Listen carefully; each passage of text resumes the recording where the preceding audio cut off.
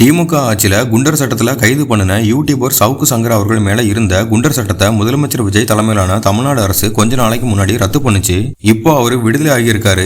விடுதலை ஆன பிறகு முதலமைச்சர் விஜய்க்கு நன்றி சொல்லி புகழ்ந்து பாராட்டி பேசியிருக்காரு. அவர் என்ன சொல்லியிருக்காருன்னா, முதலமைச்சர் விஜய் நேரடியா அட்வைசரி போர்டுக்கு கான்டாக்ட் பண்ணி குண்டர் சட்டத்தை ரத்து பண்ண சொல்லியிருக்காரு. அப்படி ஒரு குண்டர் சட்டத்தை ரத்து பண்ணினாங்கன்னா அந்த ஆர்டர் ஜெயிலுக்கு ரீச் ஆகிறதுக்கு மினிமம் 8ல இருந்து 10 நாள் வரைக்கும் ஆகும். ஆனா என்னோட விஷயத்துல நான் திங்கட்கிழமை கோர்ட்டுக்கு வந்தேன். புதன்கிழமையே எனக்கு குண்டர் சட்டத்தை ரத்து பண்ணி சிறைக்கு அனுப்பி இருந்தாங்க. அதை படிக்கும் போது முதலமைச்சர் விஜய் அவர்களே எவ்வளவு சீக்கிரம் இந்த குண்டர் சட்டத்தை ரத்து பண்ண முடியுமோ அவ்வளவு சீக்கிரம் ரத்து பண்ணுங்கன்னு உத்தரவிட்டதால தான் நான் இப்ப விடுதலாகி வெளியே வந்திருக்கேன். தமிழக முதல்வர் விஜய் அவர்களுக்கும் நீதிமன்றங்களுக்கும் என்னுடைய நெஞ்சார்ந்த நன்றிகளை தெரிவிச்சுக்கிறேன் அப்படின்னு சொல்லியிருக்காரு. பொதுவா ஒரு குண்டர் சட்டத்துல ஒருத்தங்களை கைது பண்ணாங்கன்னா அவங்க கிட்ட டைரக்டா நீதிபதிகள் அடங்கிய அட்வைசரி போர்டு தான் பேசுவாங்க. அவங்களோட சார்பா வழக்கறிஞர்கள் யாரும் பேச முடியாது. மேக்சிமம் குண்டர் சட்டத்தை அவ்வளவு சீக்கிரம் ரத்து பண்ண மாட்டாங்க.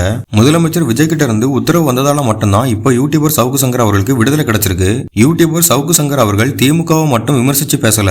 தலைவர் விஜய் அரசியல் களத்துல இருக்கும்போது தாவிக கட்சியும் விமர்சனம் செய்து பேசியிருந்தாரு. ஆனா முதலமைச்சர் விஜய் யார் என்னன்னு பார்க்கல. ஒரு நிரபராதி தண்டிக்கப்படக்கூடாது, யாரோட குரல் வலையையும் ஒடுக்க கூடாது அப்படின்னு விரைந்து நடவடிக்கை எடுத்திருக்காரு. முதலமைச்சர் விஜயோட இந்த நல்ல மனசுக்கு வாழ்த்து சொல்ல நினைக்கிறவங்க டிவிகேன்னு கமெண்ட் பண்ணுங்க.